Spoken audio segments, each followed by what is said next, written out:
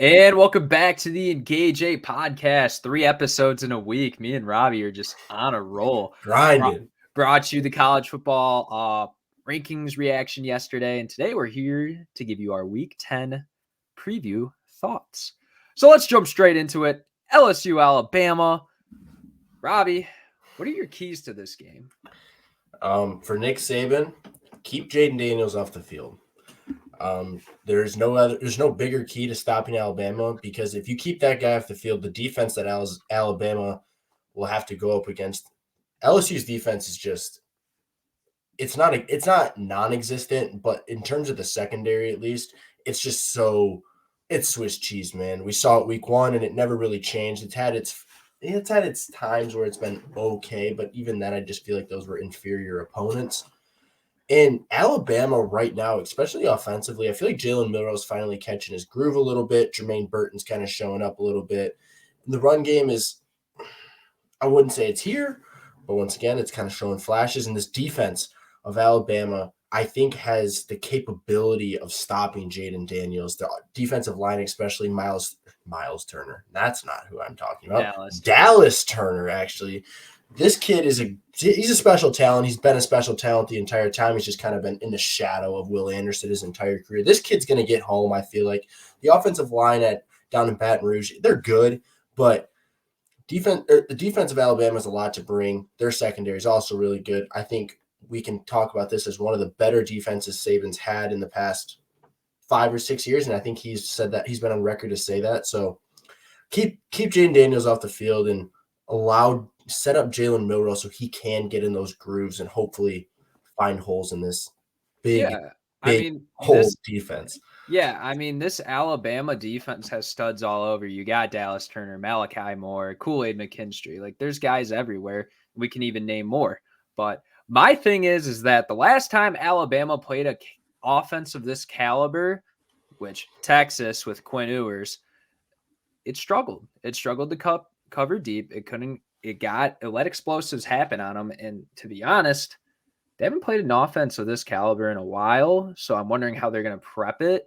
But like Texas and LSU are oddly similar in a way with how they scheme up the passing game, not necessarily. But Jaden Daniels is also more athletic than what Quinn Ewers is, but also Texas arguably has a way better running back than Logan Diggs. So I'm interested to see how LSU schemes it up. I'm also wondering if they're going to test Milroe and they're just going to completely shut down the run game. But you have to think that they're going to try and make him uncomfortable, right? Well, Wingo's kind of been like, he's been in and out of the lineups. It's interesting to see.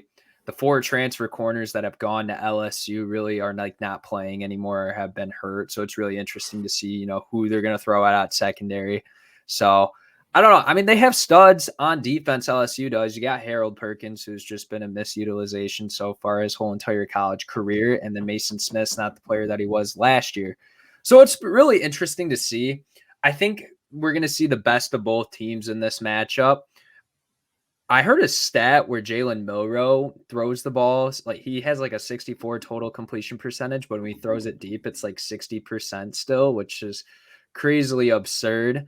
So, but I feel like LSU is also just going to force them to throw it intermediate, and they're going to probably send 5 or 6 to stop the run. They're not going to give this guy the time. But Alabama also, like, what really good defenses have they played since Texas?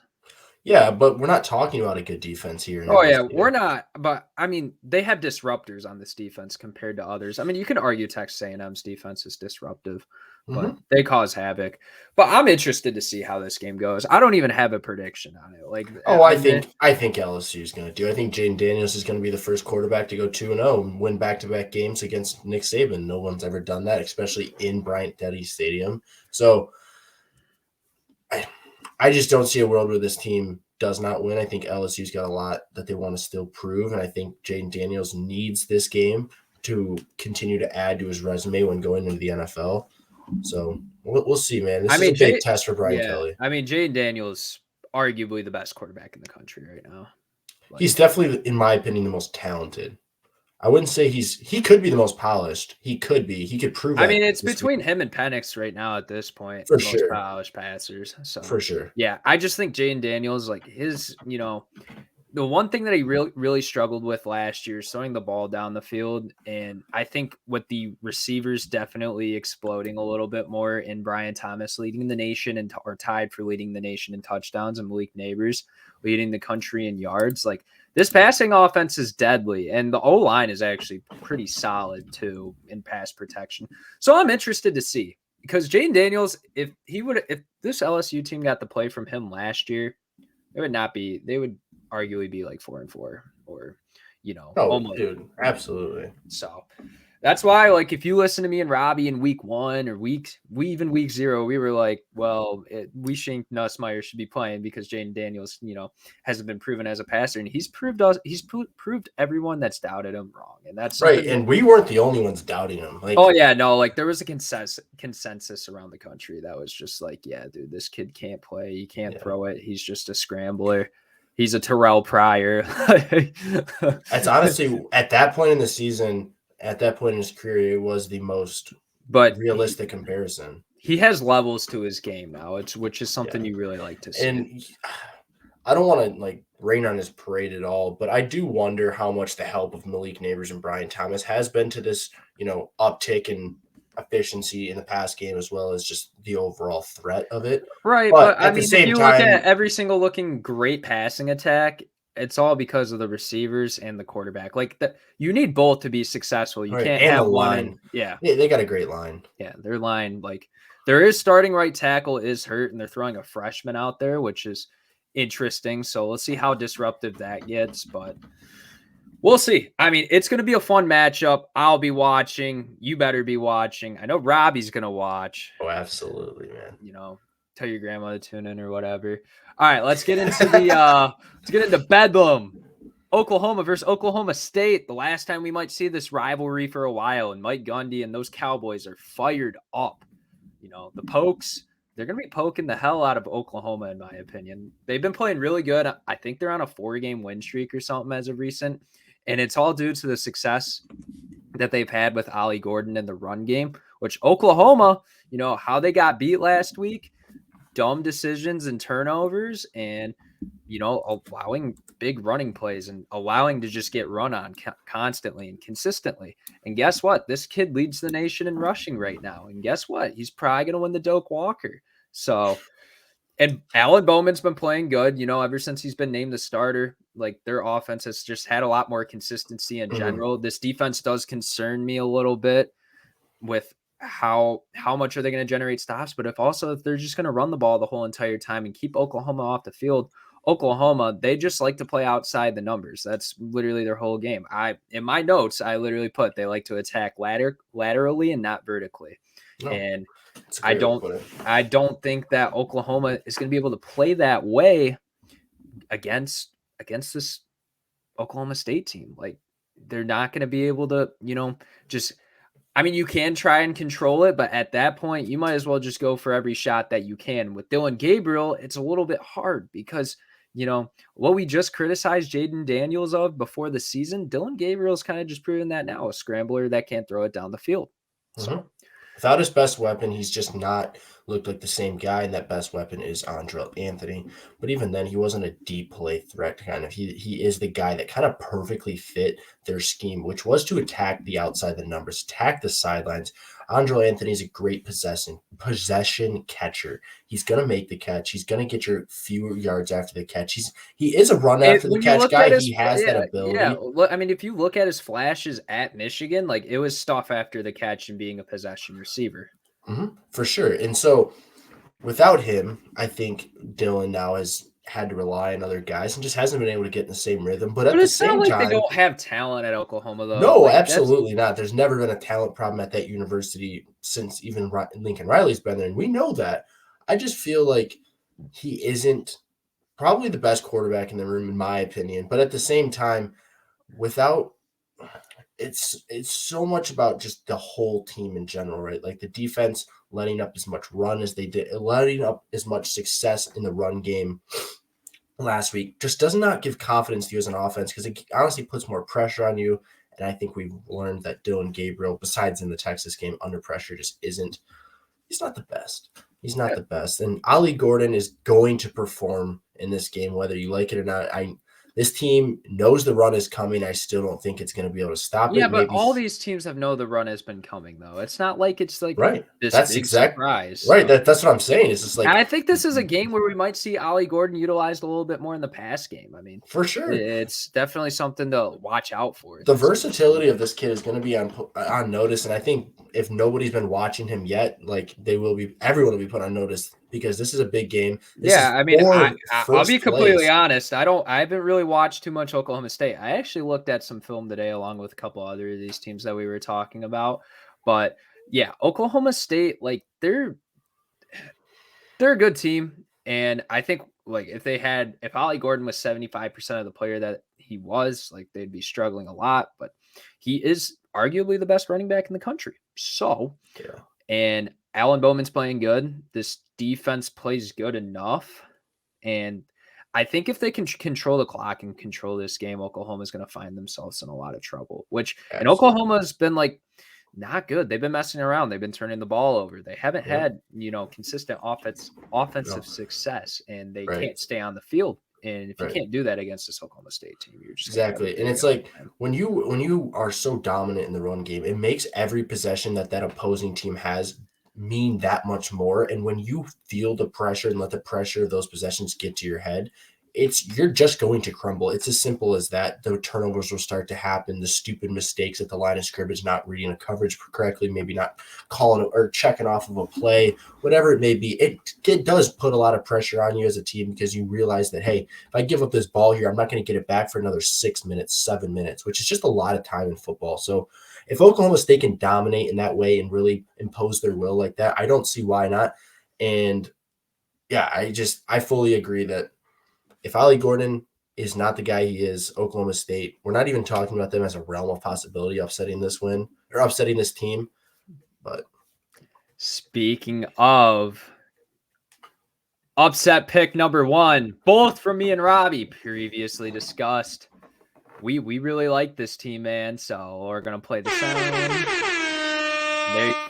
You officially got it. We're gonna have this team. Put this team on upset. Put them on upset alert, man. Put them on upset alert. Oklahoma State, lock it in for both of us. Ollie Gordon's going to go for a big game. Last time we both locked in a pick together, it did not go very well. So hopefully they don't get the engage a upset curse on them, because that might be a thing. Let's break it right now. Let's break it right now, man. Let's move into this next matchup because we don't want to talk about the curse. We want to get. We also curse doesn't exist. Yeah, the curse does not exist. So it's just a one-time thing, guys. Yeah. Come on. So next matchup, Missouri, Georgia. This game was a little shocking last year. I remember watching that game last year, and I was like, this is not supposed to happen, and Georgia's completely fraudulent. Guess what? We probably thought that at some point throughout this season too, and there's definitely been some talk about how we don't like Carson Beck and how this team's really not that good, but been playing better as of recent. Carson Beck, in his last 5 games, 4 of them, he's at over 300 yards passing. The last time this Missouri team, they played a good passer, guess what? Jayden Daniels just ripped them apart. But has this Georgia team played this good of a passing attack in a while? Luther Burden, one of the best receivers in the country. Theo Weiss is one of the best counterparts. They got a good running back in Schrader. Brady Cook, I don't really. He's a jag.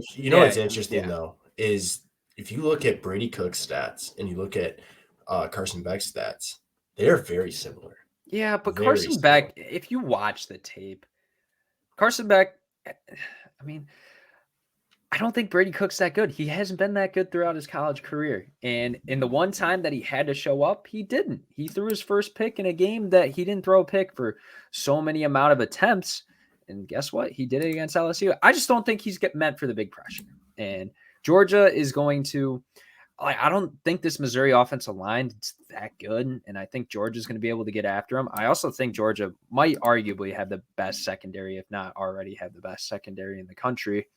And Missouri, I mean, I'm excited to see if Jawan Edwards and the other running backs, Milton, whoever they kind of just like have a 3-headed monster at running back like every single season. They haven't had like a consistent running back since like Todd what? Gurley.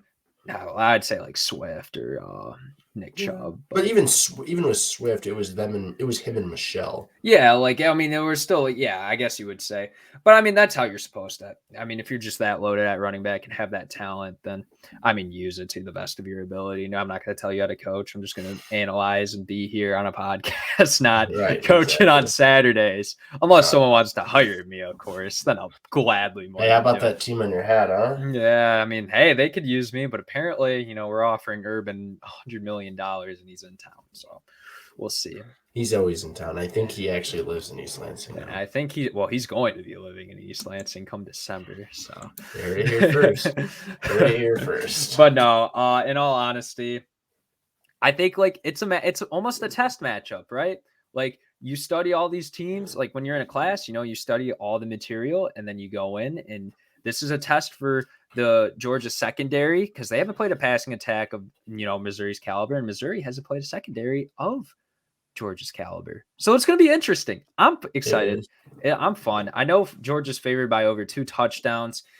I'm going to take the dogs personally. I think they just have too much talent across the board, and Missouri's only kind of really good in one area on their team. And their defense, when they do get tested, hasn't really been that good. So give me the dogs. And I think Carson Beck's legit, and he might be a kid that we do see in New York if he continues to play. If he continues to play like this, man, and if he can get these wins and win the SEC championship, like it's not going to be out of the conversation. I'll tell you that. I don't know. Georgia quarterbacks never make it here, man. That's the problem. I don't know. I think we could see him next year for sure, but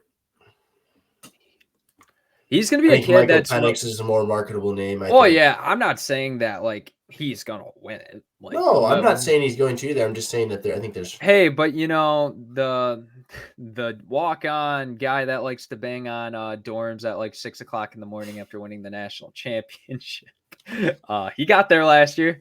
So shout out Stetson Bennett. Yeah, I mean, gamer.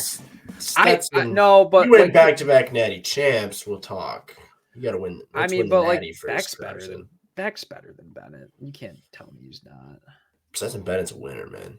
And I'm not saying Carson Beck's either because Carson Beck hasn't lost in his career. Stetson Bennett, man, he just got out Stetson Bennett arguably had the better talent around them, though. So sure. I mean, he had one of the best receivers in the country who's now on Texas. So he did it, yeah. Who knows what the heck happened there? We'll see. We shall see. No, shout out Carson Beck, though. I do think he is really. I think he's legit. So I'm not dogging on the kid anymore. Like he's gonna be a pro, but oh yeah, like he might be a first-round pick, like type good. Okay. I mean, you argue about McCarthy, and McCarthy really like, with McCarthy, it's the whole. I'm not trying to be a homer here. It's just like the escapability, the speed, the deep ball accuracy, the efficiency. But Beck's been playing with poise. Like if you watch, I'm not saying he's not. I just like, does he have all of those things? And once again, it's like, does Georgia set him up in a way that he's going to be able to put it all together? Like we just haven't seen a Georgia quarterback. I think the receiving room's personally there. The receiving rooms are like, but what if they get a running back that's a top-notch guy? Like this is a run-heavy offense. Yeah, but the running backs aren't that like performing to that great. So. Yeah, but that they got a 5-star coming next year. Like this is a team that will put freshmen and plug them in and let them play if they're good enough. So who knows? Who the heck knows? And Dylan Raiola's coming next year, so he's not starting as a freshman. No quarterback in that class is probably going to start as a freshman, in my opinion. But we'll get to the recruiting side, later when we don't have much content to talk about. But speaking of another game, Kansas State, Texas. This could get interesting because I've been hearing that Arch Manning's taking number 1 team reps in practice. Shut up, dude. Come on. That's the word after on the Sarkisian was just praising Malik Murphy in a post-game presser. I mean, I didn't watch the BYU Texas game until I think yesterday. Like I really took a deep dive look at it. Malik Murphy, it just looked like he was starting his first game, man. And he did make a couple throws, and he's got the team around him to help. I think he could put it all together. Like, the talent's there. If you watch him, like, your eyes and you see it, it's just like he threw a really bad interception to the outside. Like, it literally was, he was trying to throw out of a sack, and it was just like, it's just very minor mistakes. And it's just like, it's a lack of in-game awareness, which is something, you only get more as you play football. And I'm going to be honest, I don't think this Kansas State team's that good.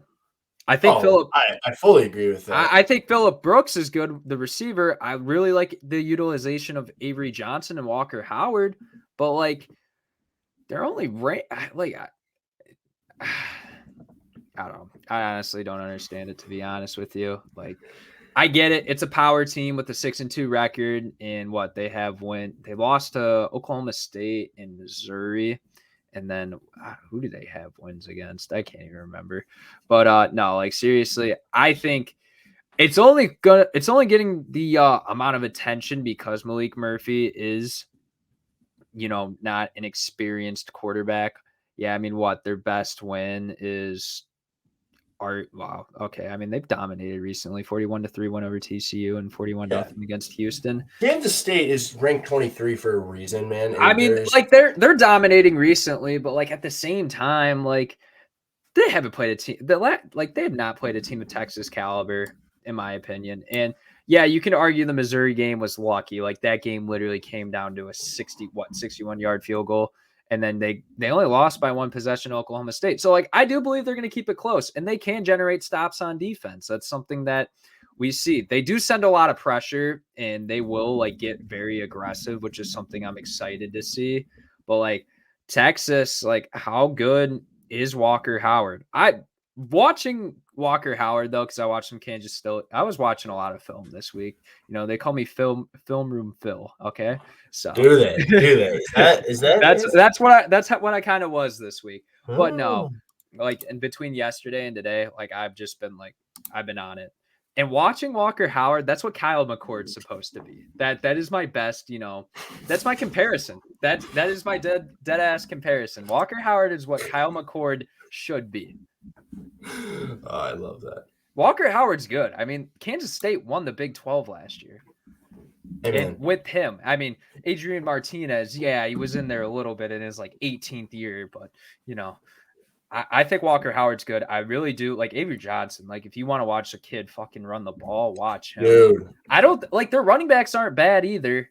It's just, like, I will say they block on the perimeter very well. Like, their offensive linemen go out there and get after it, which I don't know if Texas is ready for that sort of aggression on the outside and from offensive linemen, because we haven't really, like, they're a weirdly orchestrated team, and I kind of like it. I kind of like watching Kansas State on film offensively. Defensively, they're just aggressive, man, and that's what you got to do against Texas if you want to beat them. I mean, that's kind of what Oklahoma did. Mm-hmm. So, absolutely. And that's what you want to have to do against an inexperienced quarterback. So I'm excited to see this matchup. I think you can rely on Jonathan Brooks a lot, though. I think you could, like, rely on your short pass game because, I mean, you got playmakers in Xavier Worthy, Jatavion Sanders, Jordan Whittington, Xavier Worthy. Keelan Robinson plays on the outside, too, and that kid can get out there in space as well. So, like, there's a lot of weapons on this, offensive weapons on this Texas team. I think their defense gets it done enough. Like, they're able to generate pressure like crazy still.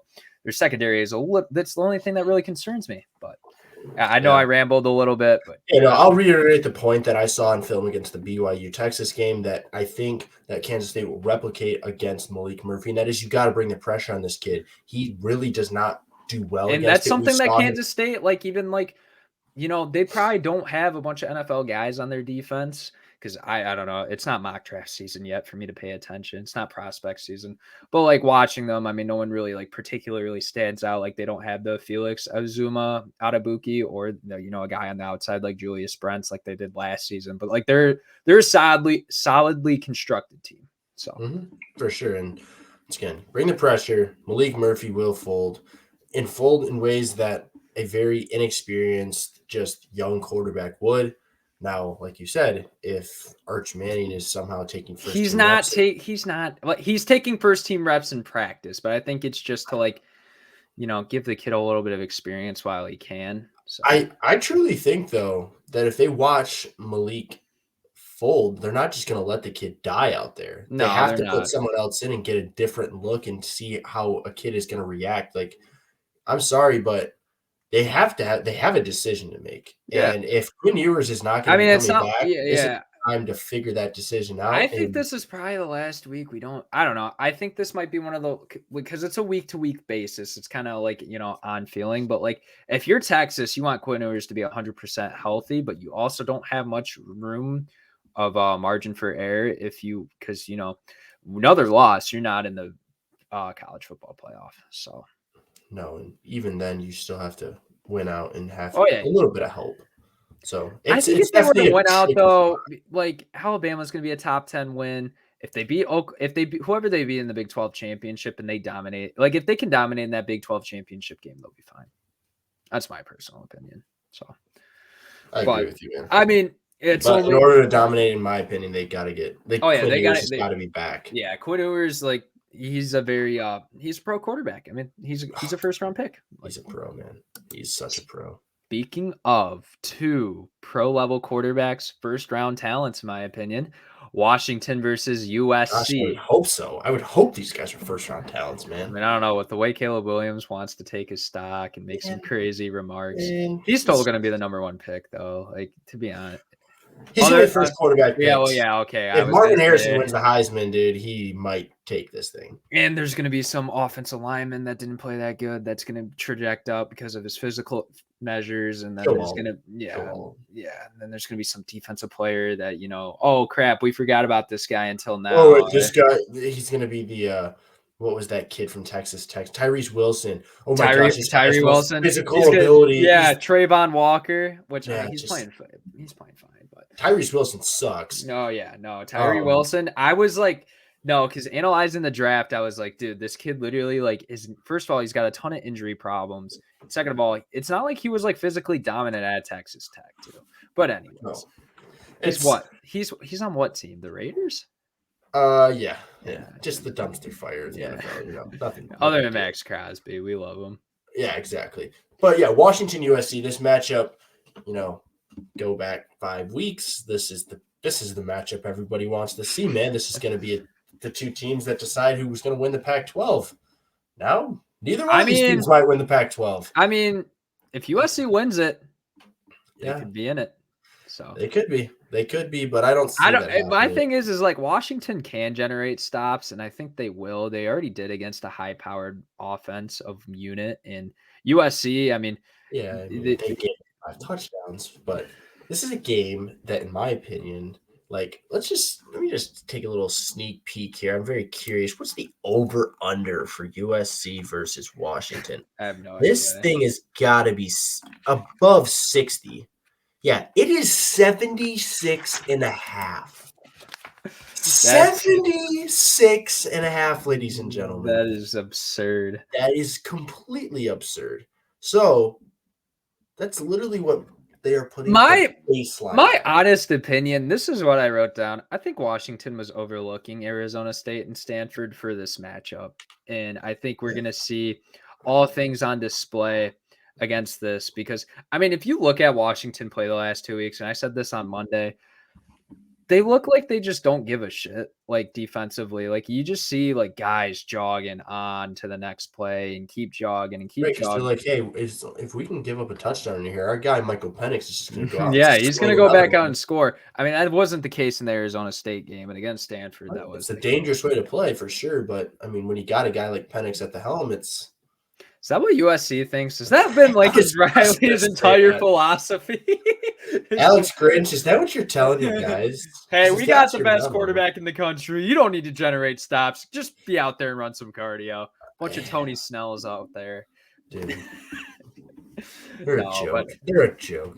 No, I seriously think like this line's at 3. I think Washington can win by 2 scores if they play to their full potential, which I'm excited to see if McMillan's going to be back or not, because I seriously like want to watch. I think that kid, all 3 of these receivers, like Adunze and McMillan are crazy contested catch guys. Like if you watch the film, like those kids are just making catches everywhere. Polk's kind of like more of like a nifty shifty type of guy that you like want out of the slot.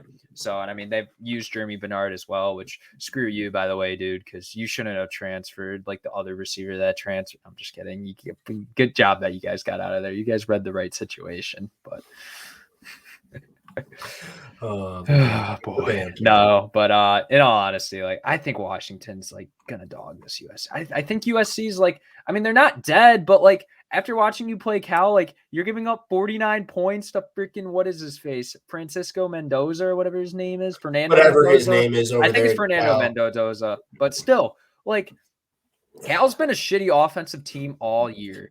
And also shitty defensively. So, yeah, you should score 50 points against them. But you shouldn't let it come down to a 2-point conversion, man. That shit just pisses me off. No, it does. But they played around with teams all season. They're not that good. They're not going to put up stops. Like, Washington better score 60 or I'm going to be pissed. No, freaking Vegas knows something, man, because they are 3-point dogs.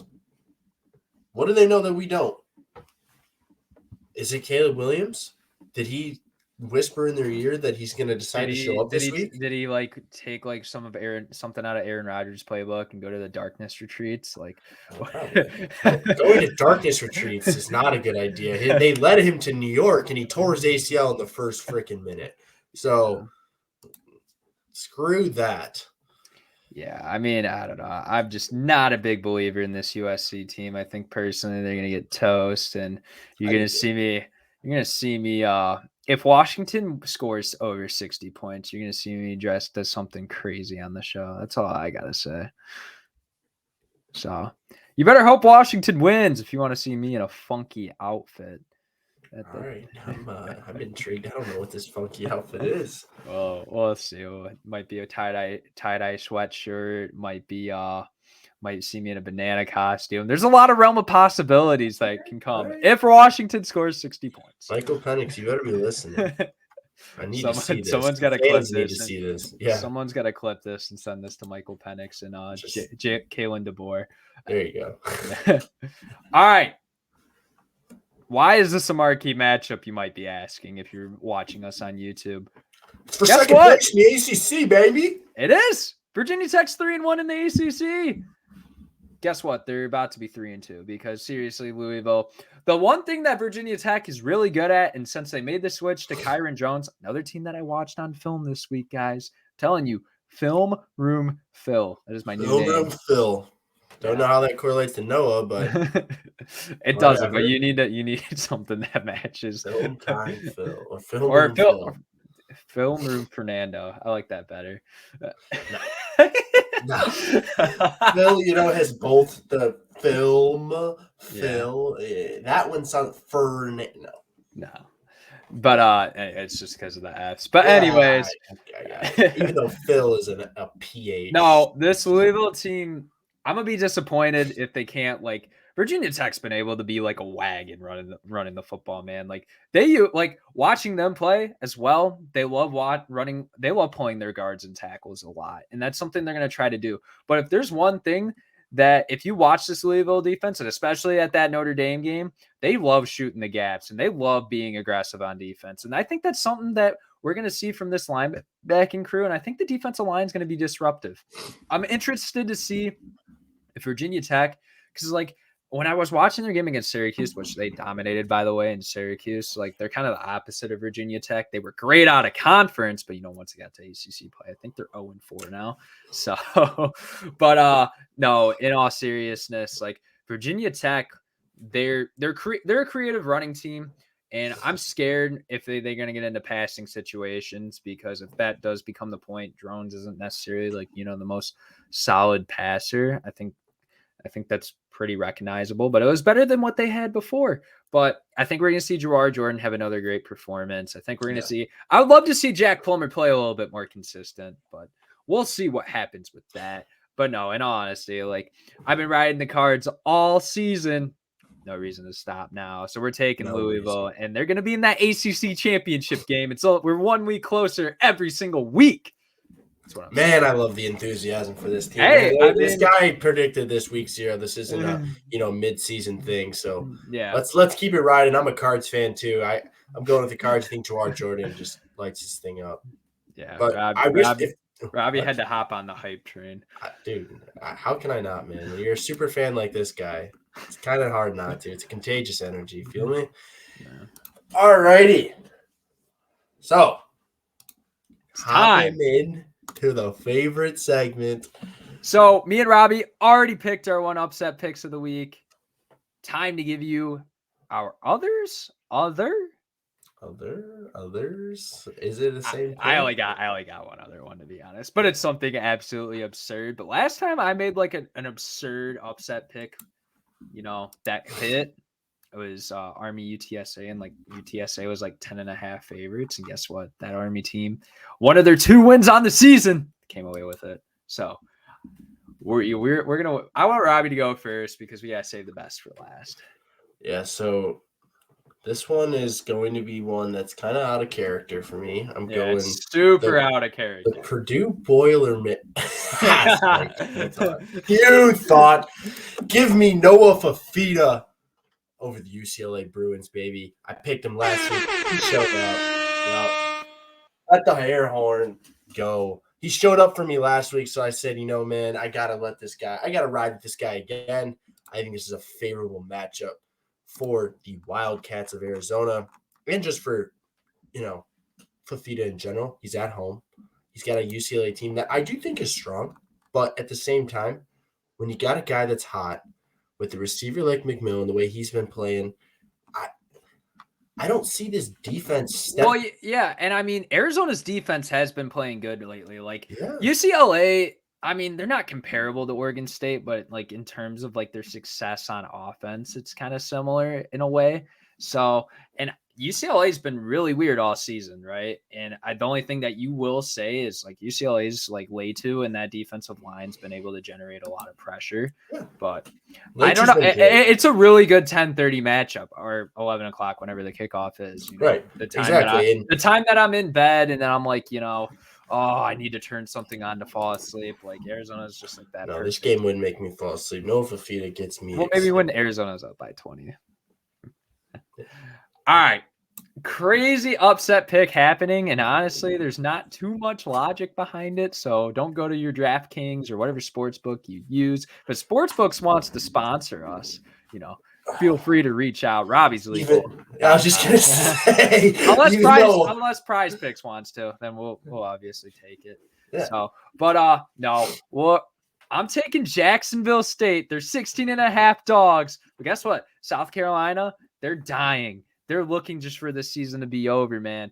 Guess Rattler just wants to get drafted. At first season in the FBS, they're 7-2. Jacksonville State taking them over South Carolina. Down go the Cocks. I think it's a cockfight. It is a cockfight.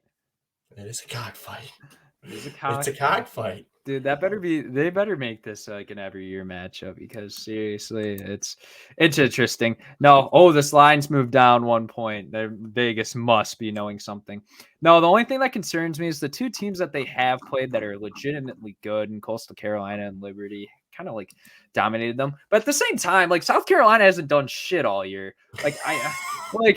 Being completely honest, hold on, let's take a look at this real quick. I was talking to Robby yesterday. I'm like, dude, I might make this pick. Seriously, their only wins are Furman, FCS school, and Mississippi State by a touchdown. Other than that, I mean, yes, they played some opponents close and whatever, but like, there's got to be like no motivation in that locker room. And like, if you're Jacksonville State, like, an opportunity. Yeah, right? You're second in the QSA.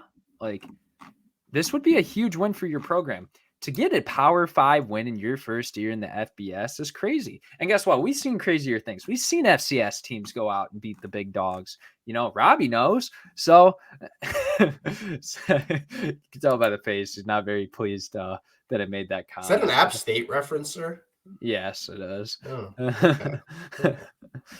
I couldn't tell you the last time Michigan State lost to an FCS school. So, well, we can go back in basketball and look at that one. There's no FCS division in basketball. I'm just talking, FCS in terms of like major opponent. Yeah. It's fine. We're gonna win a national championship this year. I'm not too worried. Yeah. Hey, no, never mind. I wouldn't even talk about that. No, I don't. We're gonna see James Madison come up with a crazy upset on Monday. Yeah. But Robby, any other games across the board that you're either gonna be having on, or you think that are gonna be Rutgers, Ohio State is an interesting matchup for me, just because there's buzz.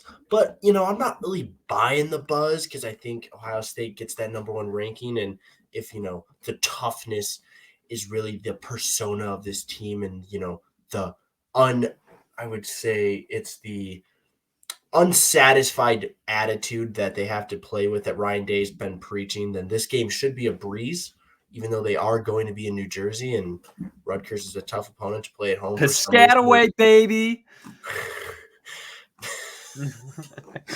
But another someone's got to make that. Someone's got to be a producer and be like from New Jersey or from Piscataway and be like, got to use that as their producer tag now. So I don't see why not. Piscataway, baby. No, I'm interested to see. This guy makes it hard to just stay serious, but we're not supposed to stay serious here on the Engage 8 podcast. So we're serious but fun. Like, if you're not entertained, like, this isn't just a completely like informational. Like, this isn't a documentary. This is a podcast. No, I'm not here to put my glasses up my nose and freaking be a nerd. On 12 o'clock, the 10 o'clock matchup down in Boulder, Colorado. Troy is currently leading South Alabama 14-10. We should call a game like that. I think that's the thing we should do. Dude, I bet a bunch of freaking the older generation of people would watch it, which I don't think the older generation is going to watch an 18 and a 21-year-old make a podcast. So, but hey, if you are, like, we appreciate the support. But shout out to you, Grandpa. All right, Colorado, Oregon State is another game I just want to keep an eye on, because I do just want to see, how does Primetime pull his team out of the freaking gutter? Does he get that last one to secure a bowl spot? And honestly, also on the flip side, like, I just want to see DJU break out. This defense sucks, man. Oh yeah, and this is going to be actually one of the better receivers. I feel like though you're going to see like Damian Martinez and Deshaun Fenwick combined for like 350 yards or something ridiculous, because that front seven is atrocious. So yeah, but I don't know.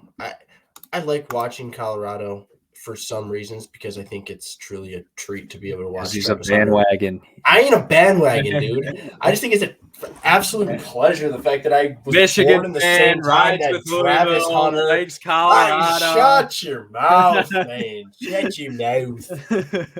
No, I just think it's an absolute blessing that I was born at the same time as Travis Hunter when he's coming in and playing football. It's a truly special guy to watch, but at the same time, the team can't put it together. And Shiloh Sanders is, I think he's fun to watch too. I think Shadour's a little bit fun, but at the same time, like, it's kind of hysterical. Kind of discrediting your offensive line is something that, I mean, Arduzzi's doing it with Pittsburgh too, and there's another coach out there. With Dion, it's like any other coach says that, and it's like, yeah, you're on the hot seat, you're getting criticized. Dion can literally. Well, there's no point for Colorado to put him on the hot seat, though. Like, if you look at the truth, that's what I'm saying. He can do what he wants. Yeah. And he can recruit whoever he wants. Yeah, that's true. So it's like, honestly, he walked into Colorado. Yeah, they were 1-11. So who else? I'm sure a lot of coaches would say that. They maybe not on camera, but Dion obviously didn't care. So yeah, but he walked in and said, "Hey, I got my Louis. You guys better get the heck out of here." When those kids left and he turned. Yeah, but I mean, if you look at the off, it's really hard to just, like, Oregon got really lucky when a Johnny Cornelius went there, because recruiting good offensive linemen out of the portal is just something. We talked about that last week. Yeah. It's such a tough thing to do, and there's only been a few teams that have been able to actually do it, because, like, to get 5 guys in one class, it's very unrealistic, and it takes the first guy to get the next guy to go. So, but they'll be okay. I still fully believe if Dion sticks that thing out, they will be national title contenders here soon, if he sticks it out, though, because I mean, yeah, We'll see. Maybe we'll see him at Michigan. And we'll see State. how he actually plays against the Sun. Did you see him where? This guy says he's going to East Lansing. He's absolutely delusional. No, I think if Ohio State does fire Ryan Day, though, like he's the next guy up for that I job. think if Jimbo Fisher leaves, he's the next guy in A&M. I think maybe. A&M's the place, man. Think about it. He's got the ties to Texas. He's a Dallas Cowboys superstar. He's a Dallas Cowboy legend.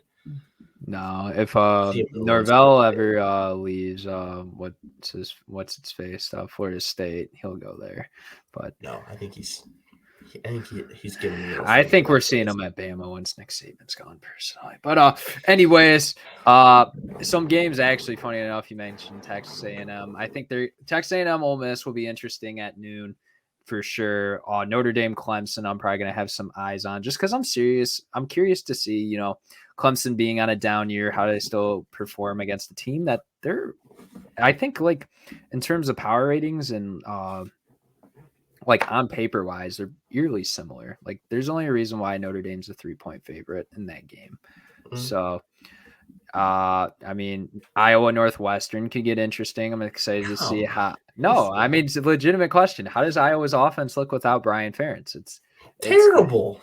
We'll see. Terrible. I mean, probably, but it's interesting to see. Kansas, Iowa State's another really good game. Big 12. Love watching Kansas. It's going to be BYU, West Virginia, both two also very good Big 12 teams, even though West Virginia is a 13.5 favorite. I mean, other than that, Miami, NC State will be a good game. I almost picked NC State to be an upset pick. And then, yeah, I mean, other than that, there's nothing much else to spotlight. We're in November, baby. It's only going to get crazier as the month goes on.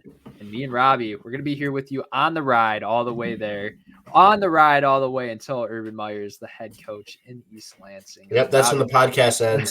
That's when this guy, buys season tickets to the Michigan State Spartan games, and we never see the guy again because he's just sitting there. I'm going to be in East. No, I'm just kidding. We're still going to be here. We're going to be here all year round talking about college football, maybe less frequently when it gets like March and April, and then who knows? Maybe the transfer portal gives us enough content. Well, I mean, we're gonna be reviewing spring tape and looking at everyone's rosters going into the season. Me and Robby are gonna put on our old man glasses and get very analytical. So, Bama added these guys from the transfer portal and the recruiting class, and they have a quarterback now. Maybe not. We'll see. Let us know if you want to see if you want to hear a podcast with just that voice.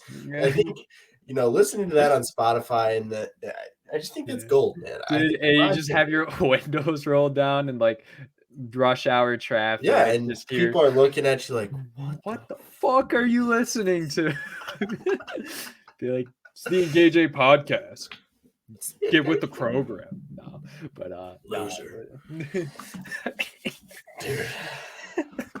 There's so much to come, man. The off season's going to get long, and there is going to be stuff like that because we're just going to have to find different ways to entertain the people. Yeah, but I mean, we are a college football podcast only. We are not moving over into different. We are not going to the NFL. We will never. Don't ask. We might give you Super Bowl predictions. That's it. That's all you're getting. If the Lions are playing. If not, who cares? We assume that's going to happen, though. We assume. Have you lived in Detroit as long as I think you have? No, I've actually never lived in Detroit, Robby. I've never lived in Detroit. Hopefully Troy can freaking capitalize this drive, because if not, they're going to get upset by South Alabama. That's the game I've had on. That's my upset pick of the week, South Alabama over Troy Lockett. I mean, you can still live bet, but Texas Tech ends up getting a victory over TCU. I saw Josh Hoover is trying to make a drive. Duke is on their own 34 and going to have to punt with 2 minutes left in the fourth quarter. So let's see what Wake Forest does. But yeah, that's it. That's all we have to bring to you for the Week 10 preview show. If you're just listening to us for the first time, subscribe, like, share with a friend, sister, brother, mother, grandmother, or grandfather. Of course, we don't discriminate with gender, but also make sure to follow our socials. I'll have the link or the ads in our description. Make sure you follow TikTok, Instagram, X as well, Twitter. I don't know. I don't know what to call it these days. I have X listed in the description of like our podcast and YouTube, but whatever you want to call it. I mean, it's 2023, man. You can basically be called whatever you want. But anyways, make sure that you leave a like, subscribe. Thank you for listening.